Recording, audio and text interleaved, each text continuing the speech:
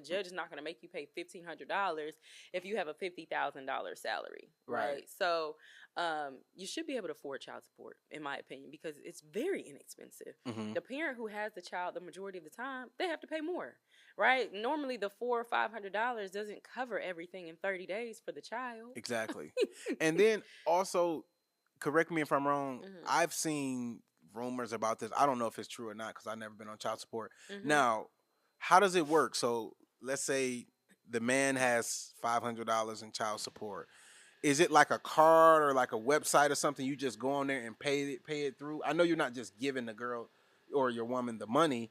So how does that work? And does the state make money off of that transaction? That's a real good question. So, in Superior Court, which is the court in Georgia, in which we take up domestic relations matters, so family law cases, you can have what's called private child support, and that is through the court, through Superior Court. And typically dads just directly pay the mother, right? So we're living in 2026. So let me Zelle you, Apple Pay you, Cash App. I never advise any non-custodial parent, which is typically a father, to pay in cash. No receipts. We don't pay in cash, right? We pay by electronic payment. So yes, to answer your question, James, you can directly pay the mother and just keep an accounting of what you've been paying, which is easy to do if you're paying from Zelle or a bank account. Does the state make any money? Not in that sense. However, a lot of moms who need more of like free services, they will go to the welfare office, the child support services office, and obtain a child support order that way. And there's like a nominal fee that the state takes. Maybe it's like $1 or $2. So it's capped that when people be like, oh, well, they want these families broken up because they're getting a percentage of the child support. You see all this stuff online. It's like $12 or something a year. It's ridiculous. It's because the state, it's like a processing fee. So like, when the dad pays his money into the child support portal, they then have to transfer it to the mother. So there's like a nominal transaction fee. I personally don't. I like private child support because it's more manageable between the parents. Private meaning like I just send her the money via Zelle or Cash App or whatever. So I have a family member. I'm not going to say who it is because they probably going to watch this. But I have a family member and he had a situation where he lost access to his kids. They were living together and this was in the state of Michigan, so I don't know if there was like a legitimization process. I don't know how that works. But one day they had a bad argument or whatever. He went to work, came back, she moved to like Oklahoma or one of these places with his kids.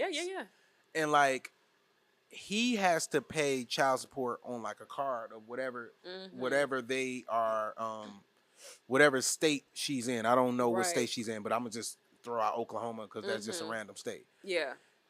But he gets in trouble all the time because I be going off on him because I'm like, bro, just pay it through the portal. He just send her like cash apps and this and that and whatever in that state. They don't track that. Like, you have to literally file like a lawsuit and show like you've been doing that. But the accounting is not tracked. Like, so if he get pulled over, they'll lock him up because he behind on the child support. But he paying for birthdays, he paying for school shoes, he's doing all of this.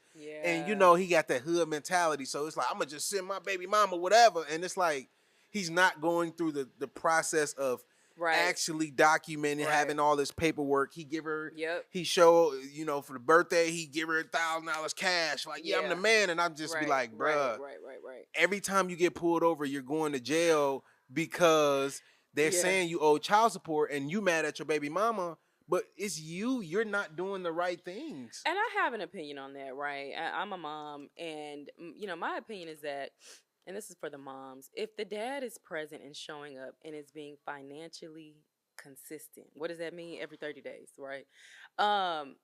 Why is he on child support? Well, that's me. Now, when I say why is he on child support, I mean through that portal. That portal to me is a little difficult, and I know we mentioned a few other states. But even in Georgia, I just don't like it because, to be quite frank, the caseworkers that are in charge of these portals and the different child support cases, they don't really like their job. I deal with them all the time, and it's just not. It's to me, it's not advantageous for the parties. Now, if that is a mom's or dad's only recourse, by all means, please do it. Because again, my perspective is for the best interest of the child, and children need financial support from both parents. Yes. However, in the situation that you just referenced, if he's being consistent every month and he's showing up and he's doing things for the birthday and he's giving this, that, and the third, I think mom should understand, like, maybe I should remove him from the child support obligation in the portal. And when you have child support through superior court, I feel like it's more, the parties can be more amenable and they can talk, and there's not that tracking, right? Nobody can see that you missed a payment. I can speak to the child of my father and say, hey, it's cool, your car broke down, don't worry about it, just pay me next month. Right. You know what I mean? So I feel like it can create better co-parenting relationship. But it all depends on the party's personalities too, and it takes emotional maturity to really co-parent. I think the issue a lot of people run into is they have different relationships outside of the child. So now, the mom has a new guy, and then the dad has a new girl. So now I feel like it get weird then, because now he's not feeling her. Because I know a lot of situations, and I know a lot of guys that who they were great fathers, paying everything until she got a new man. And now she going out, and now she traveling. So now they online looking at her like, she don't need my money. But the money is not for them. The money is for the child. I know. It's so hard for men to like compartmentalize that. Okay, I'm sending her $500 for my daughter's shoes or whatever, but she's on a trip in the Bahamas, and buying, Casamigos. So he's thinking like, oh, she's just being a bad mom, not spending the money. But it's like, no, she needs help. The lights are still on, right? At the house, and right? it's the water's hard. still running so that the child could take a bath at the house, right? Yes. Those things have to be paid for, irrespective of whether she's getting her hair done or nails done, whether she's in France. And again, I think that speaks to, a certain education level. We have to be educated to understand kids cost. Yes. Right? It doesn't matter what the mom is doing or what the dad is doing in his spare time. These people have a right to live their life. That doesn't take away from the fact that children come at a cost, right? You want clean running water at the house so they could take a shower, right? You want the stove to work so you could cook them a meal. Right.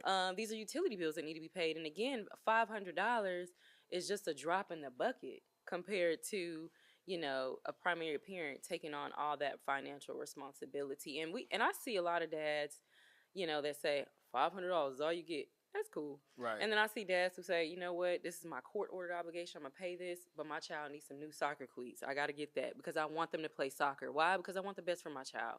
Okay, so thank you guys for watching. I want to make a deal with you. On my end, I'm going to produce high quality, informative content for you to enjoy and learn from. And on your end, you're going to subscribe down below to the podcast. Now we have a 50-50 deal to build this independent media company together. And if you want to invest with us and ensure our success, subscribe down to the YouTube membership. It really, really helps us hire journalists, hire videographers, and do the investigative journalism and independent journalism that you love and that you learn from.